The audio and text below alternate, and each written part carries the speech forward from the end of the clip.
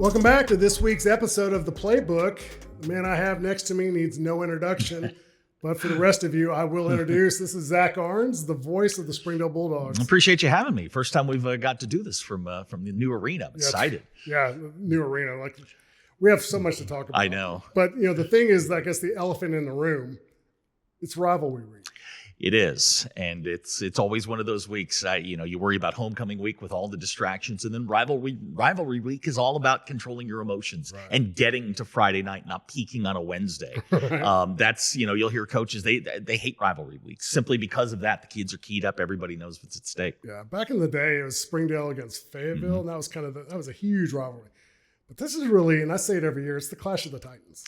It is, and it's interesting because as the schools have sort of evolved, you've got one identity on one side, which on the Harbor side, it's we're gonna go fast, we're gonna throw it around, we're gonna do it, do all of these things. And Springdale's gone kind of back to center, back to the old Gerald Williams days, which is we're gonna slow this thing down, we're gonna lean on you, and we're gonna grind on you. And it's always fun to see those styles sort of clash, especially in a game that means so much. So we get to, because of the judge allows us to do this. We start off the season with Kids Day football, which is always an absolute train wreck. You love it. I do love it. It's a train wreck, but we have a great time. But kind of ramp us through, it's preseason, coming into football season. I mean, you're a sports fanatic, obviously. Yes. Talk to us a little bit about Springdale and Harbor football.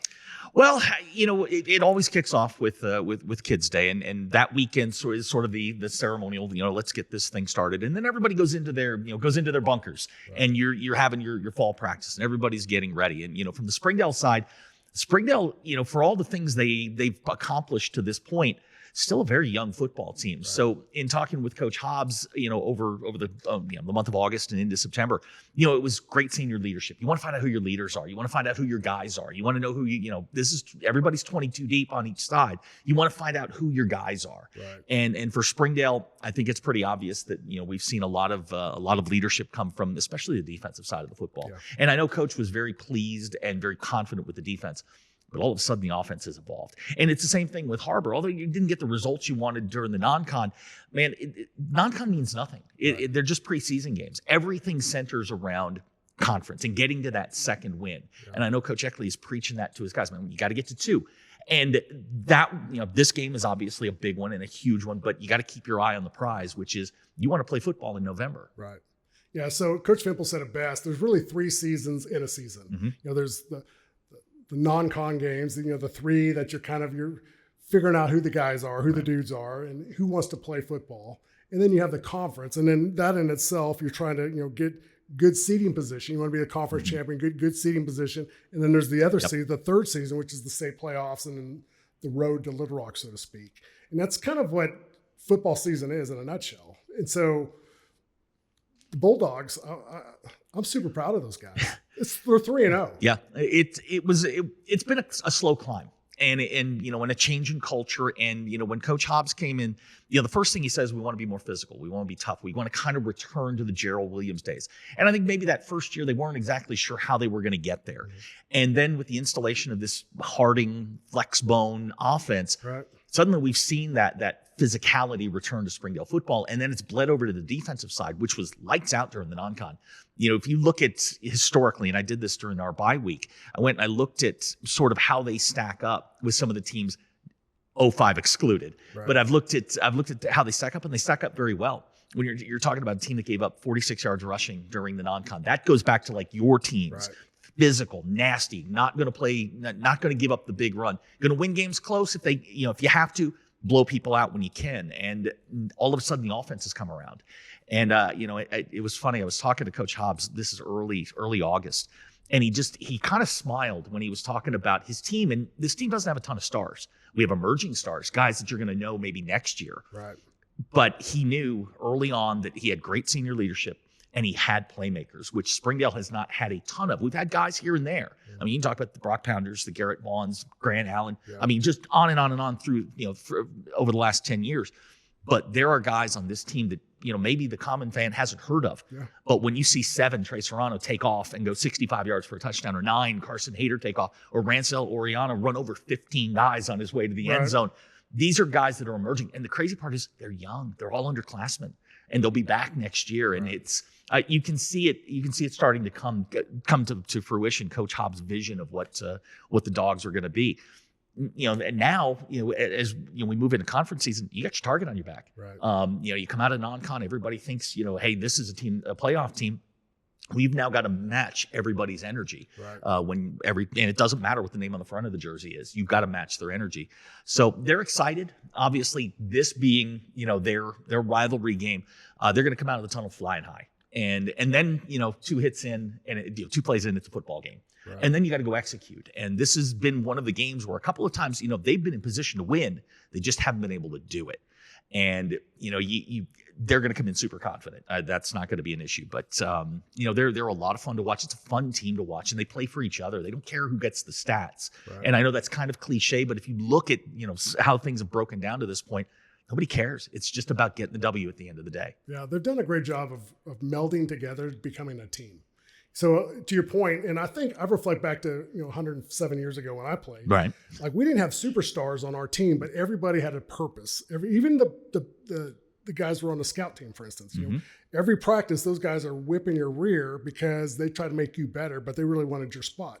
Because of that, you got better, right? And so all of us were rowing the boat the same direction. That's kind of what the Bulldogs are this year. Yeah, everybody's kind of going the same direction. And it's kind of an all for one mentality, and it starts with the seniors. You talk about and Coach said this to me early on when we were first talking. It didn't make a lot of sense, at the time, but he said it helps when your best player is also your best leader. Right. And Logikit Kanagaki, he has played linebacker. He's played nose tackle. He's played defensive end. end. A great he's kid. played full, and he's a terrific kid that everybody rallies around.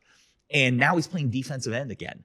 And he's doing a great job. He's at 3rd on the team in tackles. He's 2nd on the team in sacks. He's leading by example. But when Logikit speaks, he doesn't speak very often. But when he does, everybody listens. You've got an absolute game wrecker in Julian Arroyos. This is a guy that's going to play Division I football somewhere. Right. The coach from Van Buren even made the comment to me. He's like, we haven't seen a kid like this before. And then there are those unsung guys that I've talked about, the Marcus Corbins, the Easton Hahn, Shem Paul, guys that are underclassmen who are starting to come on, but every time there's a tackle made at the bottom of the pile, 55 is getting off the pile. Yeah. These are old school Springdale type players. Right. They're still young, they're still learning, but it's fun to see them sort of buy into what coach has been selling. And this is the result: is you're getting wins and you're starting to focus on making the playoffs. Right.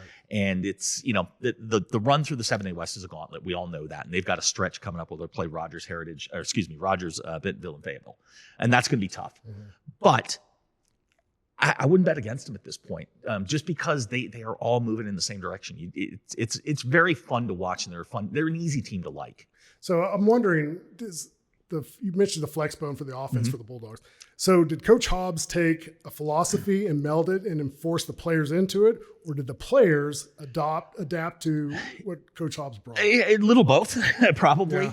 Yeah. These kids grew up playing the spread, and he made this comment to me in the off season, like when they put the flex bone in, they went and they stole a bunch of Harding coaches, and they brought him in here, and Coach Williams and Coach Hahn came in, and all of a sudden you've got this new concept. But what has helped them the most is they watched Harding's playoff run. And they see the exact same plays that they're running. They won the national title. And when you see, well, that's our arc sweep, or that's our trap, that's our dive. It's easy to buy in. Exactly. It's the exact same offense. You could sit there and identify what they were doing. And that coach said in the offseason, they sort of bought in. Now they've tweaked it a little bit. They don't go under center as much. It's more out of the shotgun. They'll run the diamond formation. Same concepts. But when they need a yard or they need 2 yards, they go right down into the bone. And it's Oriana coming straight at you. Yeah. And the offensive line, they don't get a lot of love, but those 5 guys have been terrific. And, they're averaging over 300 yards rushing a game, about 50 passing. And they just grind you down. Right. And, 5-yard runs become 10-yard runs. But that was kind of like the turning point for them. The selling point was watching Harding put up 660 yards worth of rushing and 70 points. Just dominating. Yeah. And everybody's like, okay, well, we can do that. So they tweaked it a little bit. They've got really fast guys on the outside. And one of my favorites is Joash Shikoko. I mean, he's a 6'2" wide receiver. Like, if you cram everybody in the box, Jack's going to pull up and he's going to throw it to Joash. And, it's a 65-yard touchdown. You have to respect both. Yeah, absolutely. Yeah. It's a lot of fun to watch. And, and Coach, he's finally smiling again, which is nice to see. That's great. I'm a huge Coach Hobbs fan. I think he's a great guy. He's the stereotypical Bulldog head coach. And I love that. Yeah, he's exactly what Springdale needed, which was kind of a callback, but with a modern twist to it. And defensively, it's the same system. It's coach's system. Coach Chick has come in and sort of made his own tweaks to it. But they're playing defense. They're playing complementary football, and the biggest thing for Springdale is they don't turn it over. Yeah. All right, so we've talked a lot about Springdale to this point, but you've had a chance to watch Harbor 4 games in, and this is a football team that's like Springdale, maybe growing up as we're going through 4 games. Yeah, I think they're trying to find their identity. That's the kind of the deal. Like, played a great Oklahoma team. That we learned a lot. Played really well, offensive, defensively. I think we made from where we were first game to where we were last game last year. It's a huge improvement. Yeah. It's a different team. And I think we brought a lot of coaches in, new coaches in, a lot of different schemes, a lot of philosophies that are changed, and so they're buying in quickly. Went down to Greenwood, we got beat up. Greenwood's a phenomenal football team, so they're fun to watch, fun to play against. Farmington, played them, scored a lot of points. But at the end of the day, at the end of the non-conference, what I've realized is that we're trying to figure out who we are. Right? Are we tempo? Are we scheme? Are we fast? Are we strong? Are we downhill? We're trying to figure that out. And as we come into rivalry week, it's interesting because we're going against the Super Bowl of high school football games, right? And you're playing against a team that's the Bulldogs, who're super strong at the very end. They've bought in, and then Harbor's kind of playing catch up to that scheme right now, trying to figure out: are we all in on this thing? Are we going to make a run at it? Are we going to do what we're supposed to be doing? Is the summer going to pay off? So it's going to be interesting to see. You got Titus Kramer, who's a phenomenal running back for the Cats. He runs downhill. He's soon run away from you or run right over you. It doesn't matter to him. He's probably the workhorse of the offense. Does a great job. Defense, Tate Beam is a stud. Like, he's a great guy. Great field IQ. Hits you hard. He's a smaller guy, but so it's going to be interesting to see these key players and then the people on each side of the ball rally against them, rally with them to form a team.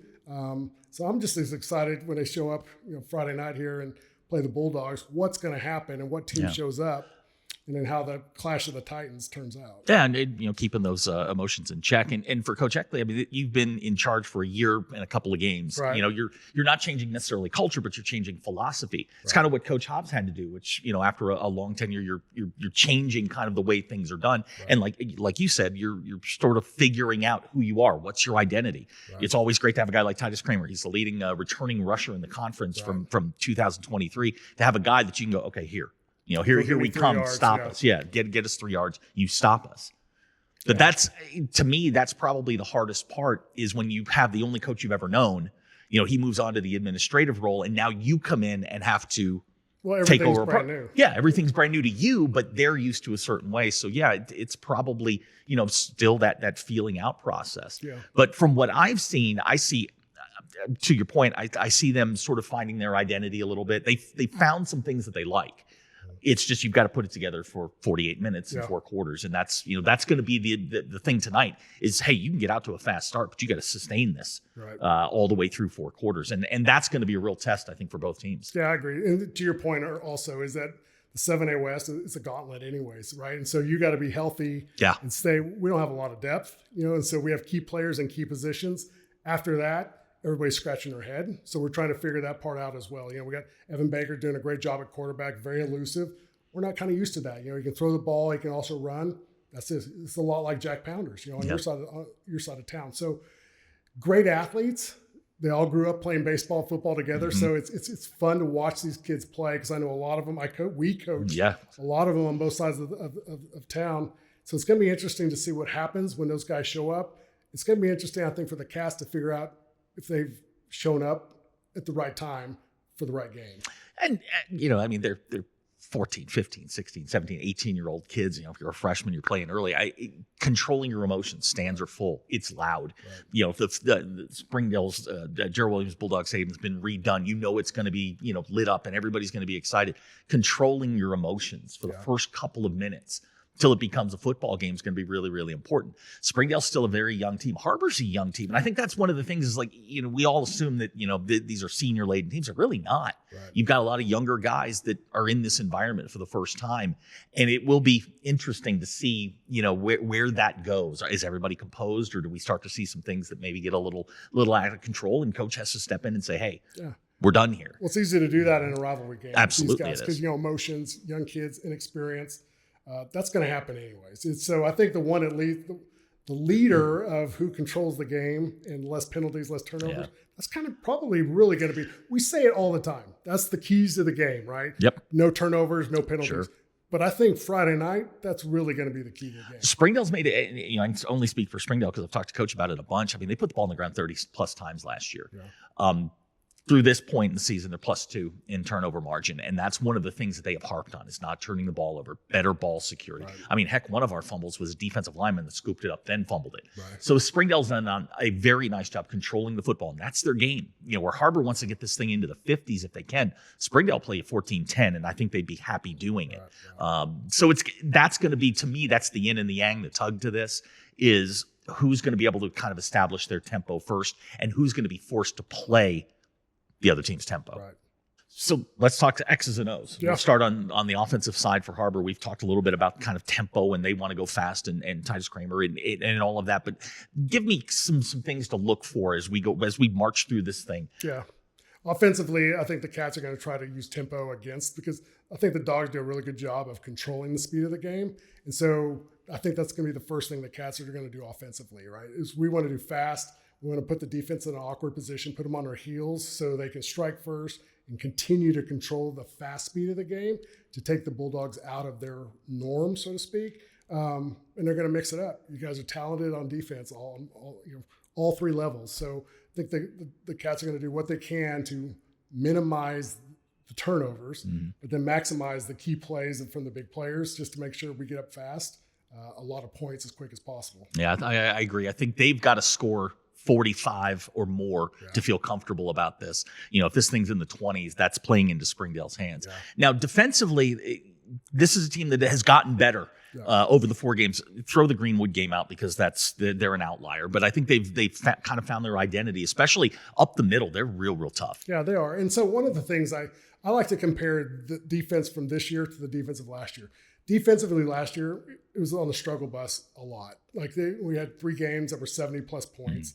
Like it's hard to really get your footing when you're constantly looking at defenses on the field, all the time, and they're running out of juice and running out of energy and stuff. This is a different team. Like defensively, a lot of coaching changes, a lot of changes on defense, made some tweaks here and there. So it's going to be a different team defensively. But like I said earlier, we're trying to still figure out who we are, right? And so it's going to be hard until we play real conference competitors, like the Bulldogs. It's going to be interesting to see what defensive team shows up to play, and obviously what offensive team shows up to play. Now, a couple of years ago, we had a game that came down to a last-second field goal. Special teams, Coach Hobbs, he harps on this constantly, and Springdale's special teams have been very, very good. Right. But that's an area where I'm not going to say anybody has an advantage here, but that's certainly an area where you're going to be looking at kickers and punters and that hidden yardage in the game. And that's something I think both coaches feel like they got to win. Yeah, I've got this, love-hate relationship with kickers because, as a player, and tell me if I'm wrong, as a player, you watch the kicker and you're sweating and bleeding and crying, and the kicker's over there drinking Gatorade, and then they'll kick a few at the end of the practice, and then when you really need them, they miss the field goal. So we're probably working at getting better at extra points and field goals, but it's very well could be the name of the game, right? On Friday night, because like I said, it's always the clash of the Titans. So when these guys get together, every inch is going to count. Yeah. Every point is going to count. And that means your kicker better show up. Yeah. And it's the hidden yardage for me. It's, what are you netting on a punt? Right. Is it 30? Is it 35 where you down it? Or is it a 35-yard kick and they return it for 10? Right. And you've suddenly, lost 10 yards. The other thing, and I talked to Coach Hobbs about this a lot, is the middle eights. It's that last 4 minutes of the first half, the first 4 minutes of the second half. I've had coaches tell me, if you can can win that, you got a really good chance Right. to go on and win the football game. If you win it by double digits, you like increase your win percentage by like 80%. So that's an area I know that Springdale focuses on a lot, is dominating that the middle 8. And that's something that certainly Springdale would love to take advantage of. How important is the special teams going to be Friday night? I'll tell you, Springdale, for the first time since I've been doing their games, I think they feel great about kickoffs, field goals, punts. AJ Woods is he's a guy that does it all for them. His touchback percentage is around 90%. Yeah. When you have a weapon like that and be able to pin folks back, that's a good deal. Punting average, I think he'd like it to be a little bit higher, but he's not getting any returns. So his 35-yard average is a 35-yard average. I think they feel real good about their coverage teams. Springdale is really good. They're very solid in their special teams, and it's the first time in a long time they feel very good just sending AJ out to get 3 on the board. Right. So that's something that I think they feel really good about, and something that they can hopefully take advantage of. That's good. All right, so Friday night, what are the keys? What do the Dogs have to do to get a win? Offensively, it's rinse, lather, repeat for Springdale. They got to control the football, can't turn it over. Now they're somewhat cliche-ish. Springdale is, over the first couple of games, has been sort of probing that first drive. You'll kind of see them. It'll be Ransell straight ahead. Okay, can you stop this? Can you stop that? And then all of a sudden they're going to hit you with the counter. And that's where the mental game comes into it. Right. This offense will wear on you physically, and it wears on you mentally, because it's all they're looking for is 3.5 yards. Right. They're not looking to bust 50. They're not looking to bust, No 80. highlight reels. Exactly. Yep. They don't necessarily need that. They need 3.5. And that's the way they think about it. And there's a lot of shifting, a lot of motion. Harbor's going to have to understand when somebody goes in motion, who's got who, because they will pull it out. Like if you get confused on an arc motion, if you get confused, the coaches will see it, and immediately they're going to come back with a play action pass, and you better be ready for it. Their passing game is more sophisticated than you would think for a flexbone team. But Jack's got to hit passes. His completion percentage has to come up, and he obviously can't turn the football over. I think if Springdale's able to run the football and get to that 300-yard mark, they're going to love where they are. Right. Defensively, I haven't seen a team that can block the front 3 yet. I've mentioned Julian Arroyos, Alex Conley. There aren't a lot of nose guards in this league that are 6'4", 265 pounds. Right. He's massive. And then you throw in Lodgkit, and then they roll in Junior Rodriguez, who may be an all-state player in 2 years when he's a senior. Right. They're really good up front. That second level is kind of where I think the game's going to be played. If Harbor can control the defensive line, it's really incumbent on Easton and Shem and Marcus Coben to control that. Guy to keep an eye on is Raxon Resham. He's sort of their nickelback rover. He's a guy that'll come on a blitz. He'll drop in coverage, makes plays all over the field. Right. Springdale safeties to this point have been really, really good. This is probably going to be their biggest test as far as passing goes. If you can block Springdale up front and protect, Ricky Balderas, Jesse Araktrick have to play really, really well on the back end.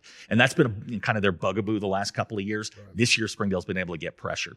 And for me, if they can get pressure and they can force throws early, I think they'll have a lot of success on defense. This is a football team that just doesn't give up a lot of yards on the ground. So that's going to be fun to watching those big guys just bump into each other. So what's more important, you think, is winning the game against the Cats? A better defense or a better offense? They play complementary, and they kind of go hand in hand. What they're going to try and do early is take away the run, right, and make you throw the ball.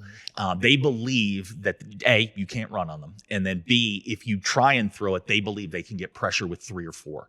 Right. Like I said, I haven't seen anybody able to block Julian Arroyos yet.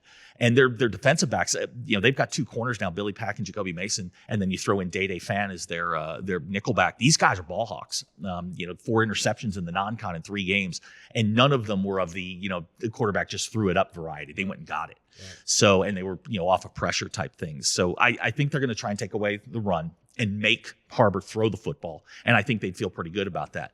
Other side of the ball, Springdale wants 8-minute drives. They just want to keep handing the ball to Ransell. 3.5 yards, 3.5 yards, 3.5 yards, and I think they'd be real, real happy with that. Right. Well, I'm listening to you talk about offense and defense, and it's very complimentary on the other side of town also with the Cats, because I've noticed offensively and defensively, we talk about identity, but offensively they're really good at fast tempo, and I think that's probably a great weapon to use against the Bulldog defense, because any defense is trying to react and they're trying to respond to whatever the formation of the scheme is. And if you're throwing the snap at them right there while everybody's standing around looking, that's a great weapon to use. And you and I use it as coaching as well. Absolutely. Coaching these kids. So I think that's going to be a key for the Cats is tempo, but it's also execution. Execution is just as important, because doesn't matter how fast you do it if you can't complete a pass or you're not hitting the holes or whatever the case may be. Titus Kramer, you give him the ball, it doesn't matter where the hole's at. He's going to find the hole and he's going to get his 3 yards. So that's going to be a fun combination to watch him and the Bulldog defense to see how those things match up, because it's him against 3 basically on the line of scrimmage to get to the next level. Yeah, it's going to be fun. The other thing, and this is just you and I have seen enough of these games. The first time there's a big play, a change in momentum, how do you react? That's a big thing, especially in a rivalry game. Right. Coach says it all the time. Next play. Next play. Don't worry about the last one. Go to the next one. But they're kids and they're in a big room. That to me is going to be really, really, really, really important. It's the first time something happens. Does somebody go, oh, here we go? Right. Or is it, well, okay, we turned it over at the 40. You're not scoring. Yeah, the wheels aren't coming. Yeah, exactly. Yeah. And to me, that's going to be really, really important. Yeah, and that's hard to do with young players. Very. Yeah, so you have some senior leadership where that hopefully you have enough of that to take over and tell the guys, calm down, just play your game. So, that's what I think what the Cats have on defense, maybe that the Dogs don't have on defense. So the plus is that there are some upperclassmen that we've had the privilege of coaching when they were kids, and we know that they know how to win. So it's going to be interesting to see if they show up and they keep the wheels on the bus, so to speak, and they do what they're supposed to do and focus on the game, because Gardassire on there, you got Tate Beam, we're second level. Those guys are hard to play against, right? And so you got Daspit playing. Like all these kids, they know what they're supposed to do. They know how to execute. They know who they're playing against, which is a huge benefit, because you play a Fayetteville or a Bentonville or a Rogers. You don't really know those kids as well, but these kids grew up together. They know what they're capable of. And some of those kids, Trey Serrano, for instance, Willie Pack, those were Wildcats to begin with, right? So they know those kids. They know them well. So it's going to be interesting to see what they bring in with the mutual respect that comes with the snap of the football. Yeah, it's going to be fun. I always look forward to it. I love seeing you guys. We get to do it here at a renovated Gerald Williams, which is always going to be fun.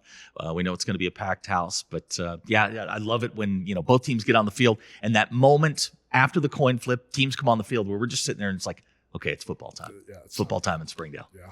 That's a whole lot of fun. There's nothing like it. Nothing. Absolutely nothing. So Gerald Williams Bulldog Stadium, like this is a different place. But back in the day when you and I first started this deal 12-ish years ago, that thing was it was a fire waiting to happen. And I remember you telling me going up to the press box, the old press box is like, be careful because there's a hole right there by the chair. And so, I thought you were kidding, but you were completely honest about it. And I was like, and then I look, when we flip on the I thought it was a light. It was a heater, a coiled heater. Like you knew you're either going to fall through 3 stories of the ground or you're going to catch on fire. One of the two. There was no middle ground. The first time I was ever in the press box, I had to climb a ladder because the original staircase had broken. It had rotted away. Right. It was, the whole press box was wood, and it was a fire hazard. But the first time I went up there, I had to climb a ladder to get into the press box. And when I did, there was one of I think it was one of the PA guys was there, and he was walking down the hall. It was just me and him in the press box. The press box is just swaying back and forth. And I at that point I was prepared. I had made my peace. I was ready to go. Right. It's like, if I'm going to go. Oh, absolutely. If I'm going to go, this is how we're going to go. My most vivid memory at Gerald Williams was game 1. We were playing Bixby here, and it was after the first renovation. Right. And the press box wasn't done. And middle of the first quarter, somebody fell through the ceiling. There was a guy in the ceiling, and he was doing some sort of wiring. And all of a sudden, I look up, and there's a hand coming through the middle of the press box. Right. And I'm like, okay, all right. But we got there, the lights didn't work, nothing did work.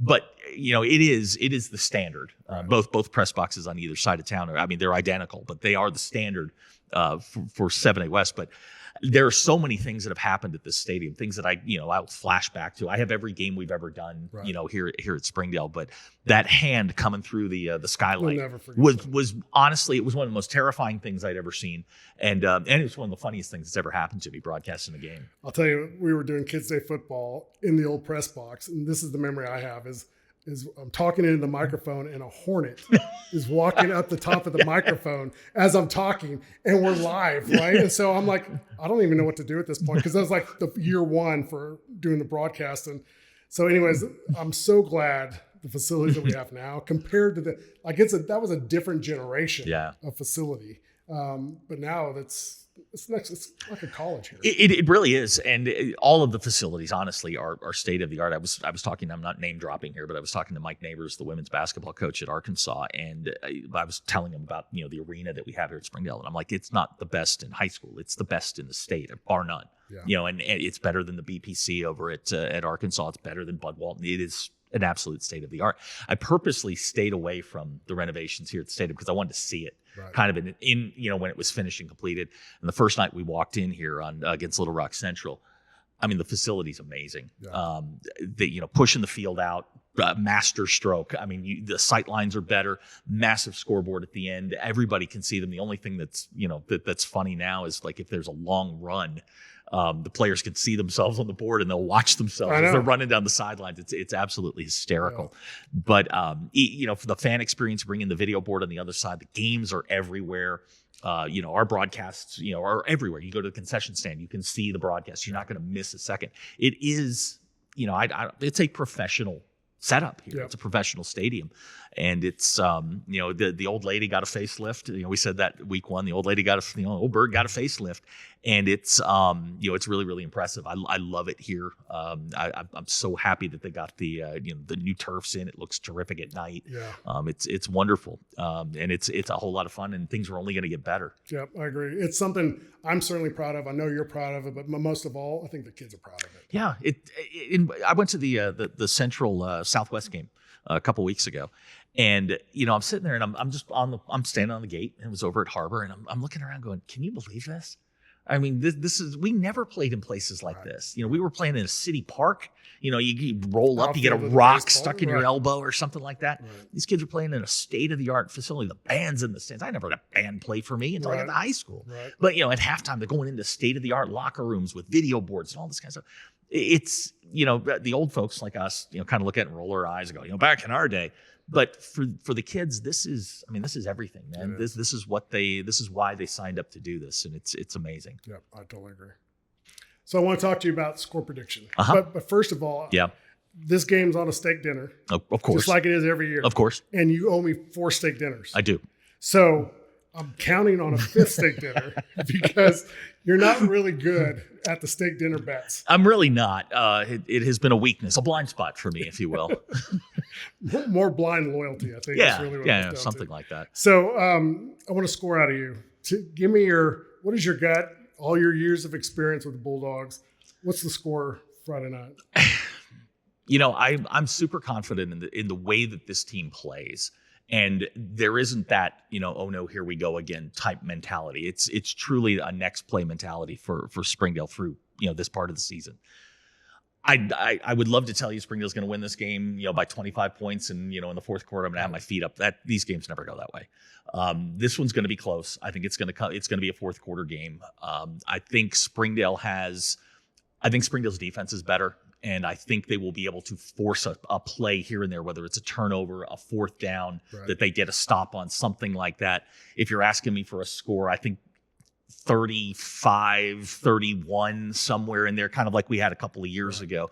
I think that's kind of the game you're in for. Now, would it shock me if the script was flipped and Harbor won at 35-31? Absolutely not. I have not seen anybody take Springdale's defense and march down the field. Right. That's been something like every game. You're actually surprised when they get a first down. Right. And I think the offense will make enough plays. Carson Hayter is a guy to keep an eye on. He's a home run waiting to happen, and they move him all over the place. He's a guy that Springdale hasn't had probably in 7 or 8 years. Right. He's truly a speed merchant, and they're going to try and get Trace Serrano the ball in open space, and they'll do it very creatively. But I think Springdale gets the win for only the third time since the school split. Years, something like that. 35-31, somewhere in there. Yeah. Now, I want my steak dinner, but I'll take a frozen steak at this point because I figure I owe you so many. Right. My pick is similar. I think it's a fourth quarter game. I feel like it's a 42-36 game for the Cats winning, but I think the Bulldogs and the Cats are neck and neck until somebody just you get the feeling it's going to be who scores last. Yeah. And I think if both teams can keep their head, it's going to be an absolutely amazing football game, fun to watch. We've seen some absolutely incredible football games here between the Cats. Yeah, we have. So it's going to be, but I think we're a 42-36 game. And At the end of the night, we always say to ourselves, this is what Springdale is, Right. and with all of the things that are going on in the district, from new buildings to new fields, we're going to get a great football game. I think we understand that. Right. And these are two teams that are certainly on the rise.